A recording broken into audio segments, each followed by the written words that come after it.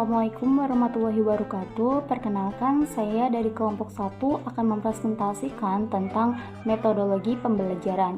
Sebelum itu, saya akan memperkenalkan nama anggota kelompok kami terlebih dahulu. Yang pertama ada Siti Afifah, yang kedua ada Awaludin Pangestu, yang ketiga ada Arif Sabto Mulyono, dan yang terakhir ada Fitria. Di sini saya akan menjelaskan tentang pengertian belajar mengajar. Yang pertama itu belajar. Belajar itu usaha seseorang untuk meningkatkan kualitas tingkah laku untuk menjadi pribadi yang lebih baik lagi. Sedangkan mengajar itu rangkaian aktivitasnya mengatur suatu lingkungan sehingga membuat peserta didik dapat belajar dengan baik. Nah, di sini saya akan menjelaskan juga tentang beberapa teori tentang belajar. Yang pertama ada teori kognitifme. Di sini menjelaskan bahwa suatu pembelajaran yang berbagai pembahasan. Yang kedua ada belajar psikologi sosial. Di sini menjelaskan bahwa sebuah proses belajar bukanlah proses yang terjadi secara menyendiri, tetapi melalui interaksi. Dan yang terakhir itu ada fitrah. Fitrah di sini menjelaskan bahwa bakat yang cenderung kepada kebaikan serta kebenaran. Di sini juga saya akan menjelaskan tentang belajar menurut ahli. Belajar menurut ahli ini ada 3. Yang pertama tentang Trusan Hakim. Di sini menjelaskan bahwa proses perubahan manusia dalam bentuk peningkatan, pengetahuan serta keterampilan. Dan yang kedua Slameto menjelaskan bahwa proses yang dilakukan untuk memperoleh perubahan secara keseluruhan. Yang ketiga, Skinner dalam Dimyati dan Mujiono menjelaskan bahwa hubungan stimulus dan respon melalui tingkah laku. Nah, ada juga mengajar menurut ahli. Mengajar menurut ahli ini ada 2. Yang pertama, Nasution. Ini menjelaskan bahwa aktivitas kompleks yang dilakukan dalam mengatur lingkungan sehingga terjadinya proses belajar. Dan yang terakhir ada Usman. Di sini Usman menjelaskan bahwa membimbing dalam mengajar suatu usaha yang mengorganisasikan lingkungan dan bahan pengajaran yang menimbulkan terjadinya proses belajar. Terima kasih. Oke, sebelumnya Assalamualaikum warahmatullahi wabarakatuh. Perkenalkan, nama saya Arif Sabto Mulyono dengan NPM 201446000156. Di sini saya akan membahas tentang tahap-tahap pembelajaran. Tahap-tahap pembelajaran sendiri terbagi menjadi 3 tahapan, yaitu yang pertama tahap perencanaan. Perencanaan yang matang akan menunjukkan hasil yang optimal dalam pembelajaran. Perencanaan merupakan proses penyusunan suatu yang akan dilaksanakan untuk mencapai tujuan yang telah ditentukan. Pelaksanaan perencanaan tersebut dapat disusun berdasarkan kebutuhan dalam jangka tertentu sesuai dengan keinginan pembuat perencanaan. Langkah-langkah yang harus dipersiapkan dalam pembelajaran adalah sebagai berikut. 1. Analisis hari efektif dan analisis program pembelajaran. Yang kedua, membuat program tahunan, program semester, dan program tagihan. Kemudian tahap yang kedua adalah tahap pelaksanaan. Hakikat dari tahap pelaksanaan adalah kegiatan operasional pembelajaran itu sendiri. Dalam tahap ini, guru melakukan interaksi belajar mengajar melalui penerapan berbagai strategi metode dan teknik pembelajaran, pemanfaatan seperangkat media, dan tentunya dengan tambahan pemahaman atau penguasaan teori pendidikan, prinsip mengajar, teori belajar, dan yang lainnya yang relevan untuk proses pembelajaran. Dalam proses ini ada beberapa aspek yang harus diperhatikan, yaitu 1. Aspek pendekatan dalam pembelajaran. 2. Aspek strategi dan taktik dalam pembelajaran. Yang ketiga, aspek metode dan teknik dalam pembelajaran. Aspek prosedur pembelajaran. Tahapan yang terakhir yaitu tahap evaluasi. Pada hakikatnya, evaluasi merupakan suatu kegiatan untuk mengukur perubahan perilaku yang telah terjadi. Pada umumnya, hasil belajar akan memberikan pengaruh dalam dua bentuk. Satu, peserta akan mempunyai perspektif terhadap kekuatan dan kelemahannya atas perilaku yang diinginkan. Yang kedua, mereka mendapatkan bahwa perilaku yang diinginkan itu telah meningkat baik setahap atau dua tahap, sehingga sekarang akan timbul lagi kesenjangan antara penampilan perilaku yang sekarang dengan tingkah laku yang diinginkan.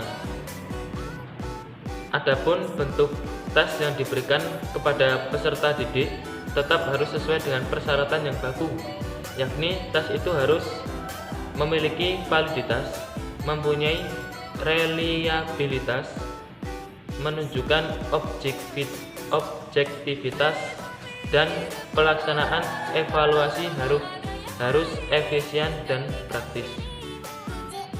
Mungkin itu saja materi yang saya sampaikan. Apabila banyak salahnya, saya mohon maaf yang sebesar-besarnya. Dari saya, wassalamualaikum warahmatullahi wabarakatuh. Assalamualaikum warahmatullahi wabarakatuh. Perkenalkan, nama saya Waluddin Pangestu dengan NPM 20144600014. Di sini saya akan menjelaskan tentang pengembangan variasi mengajar. Ada 8 pengembangan variasi mengajar yang sudah saya rangkum. Yang pertama adalah penyampaian tujuan pembelajaran. Setelah guru membuka kelas dan melakukan presensi, langkah selanjutnya adalah penyampaian tujuan pembelajaran. Penyampaian tujuan pembelajaran ini harus sesuai dengan rencana pembelajaran. Penyampaian ini bertujuan untuk memberitahukan siswa tentang materi yang akan dipelajari nantinya, sehingga siswa siap untuk menghadapi inti pembelajaran. Kemudian yang kedua adalah guru menggunakan media pembelajaran. Media pembelajaran merupakan alat atau sarana pendukung dalam pembelajaran. Dengan adanya media pembelajaran, siswa dapat memahami sepenuhnya materi yang diajarkan oleh guru. Guru dapat menggunakan berbagai media pembelajaran seperti gambar atau video. Di kalangan anak-anak SD akan tertarik apabila menonton video animasi belajar, sehingga daya ingat siswa meningkat. Hal ini diibaratkan siswa sedang menonton kartun. Kemudian yang ketiga adalah guru menerapkan metode yang tepat. Metode merupakan cara guru dalam mengajar. Guru dituntut untuk dapat mengombinasikan berbagai metode pembelajaran. Pengombinasian ini yang pertama adalah metode ceramah, kemudian inti pembelajaran, melakukan diskusi dan tanya jawab.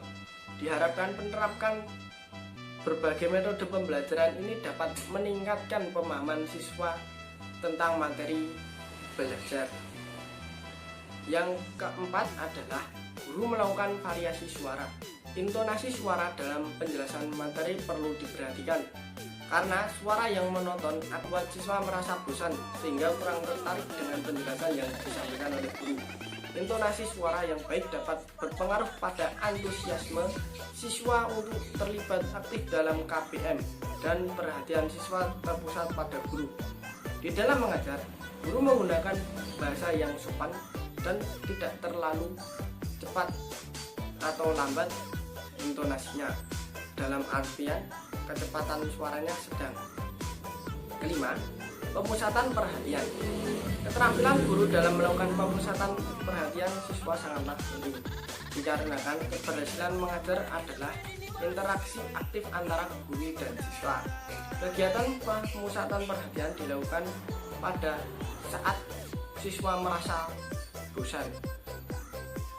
Kegiatan ini yang pertama dapat dilakukan dengan bernyanyi atau tepuk tunggal dada. Nah, kegiatan ini sering dilakukan oleh kebanyakan guru dan terbukti efektif membangkitkan semangat belajar siswa. Kemudian yang keenam, gerak badan dan mimik wajah. Dalam meningkatkan minat belajar, guru haruslah menunjukkan ekspresi wajah yang ceria, bersemangat untuk mengajar. Gerakan badan juga mendukung penjelasan guru, seperti gerakan tangan. Kemudian Yang ketujuh, kontak pandang. Kontak pandang akan membangun semangat belajar siswa.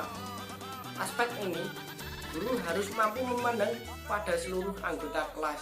Jadi, selama menyampaikan materi, guru harus melihat seluruh kelas, tidak terpaku pada suatu kelompok atau suatu siswa, sehingga guru mendapat respon yang positif dari siswanya. Kemudian yang terakhir, guru memberi motivasi. Di akhir pembelajaran, guru perlu menyegarkan materi belajar dengan cara melakukan penarikan kesimpulan bersama siswa. Nah, kemudian setelah itu, guru memberi motivasi belajar kepada siswa guna meningkatkan semangat belajar siswa untuk belajar hari esok.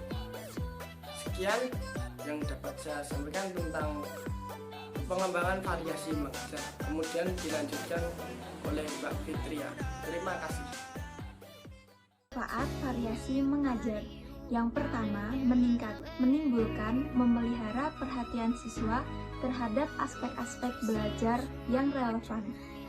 Dalam proses belajar, perhatian siswa merupakan hal yang sangat penting, karena dengan perhatian tersebut akan mendukung terciptanya tujuan pembelajaran. Oleh karena itu, guru wajib memperhatikan variasi gaya yang dipakai dalam pelajaran, agar siswa tertarik dan memperhatikan pembelajaran yang disampaikan. Yang kedua, memberi kesempatan untuk meningkatkan dan berkembangnya bakat ingin tahu serta berfungsinya motivasi belajar. Hal ini membantu berfungsinya motivasi dalam belajar siswa di sekolah. Maka, membuat motivasi merupakan hal yang sangat penting. Karena tanpa motivasi, siswa enggan melakukan kegiatan belajar. Yang ketiga, memupuk dan membentuk sikap positif terhadap guru dan sekolah dengan berbagai gaya mengajar yang lebih hidup. Dalam pembelajaran, pasti ada siswa yang kurang senang terhadap dirinya. Hal ini bisa disebabkan karena gaya mengajar guru yang kurang bervariasi. Dan hal itu membuat para siswa tidak senang dengan bidang studi tersebut. Dengan ditunjukkan sikap acuh tak acuh saat guru tersebut menjelaskan. Oleh karena itu, guru diharapkan untuk lebih meningkatkan variasi gaya mengajar di kelas. Yang keempat, memberi kemungkinan pilihan dan fasilitas individual dalam menerima pelajaran agar mudah dan senang belajar. Untuk mengembangkan keterampilan variasi mengajar, guru hendaknya menguasai penggunaan media, berbagai pendekatan dalam mengajar, dan berbagai metode mengajar. Hal itu memberi kemungkinan guru memilih mana yang tepat yang dapat menunjang tugasnya mengajar di kelas. Yang kelima, mendorong aktivitas belajar dengan cara melibatkan siswa dengan berbagai kegiatan atau pengalaman belajar yang menarik di berbagai tingkat kognitif. Contohnya saja, memberikan tanggung jawab untuk menyatu. Hal ini mampu mendorong anak didik untuk selalu belajar hal baru dan mendapat gairah belajar mereka serta menarik pengalaman kognitif. Nah, itu tadi presentasi dari kelompok kami. Kurang lebihnya kami mohon maaf. Wassalamualaikum warahmatullahi wabarakatuh.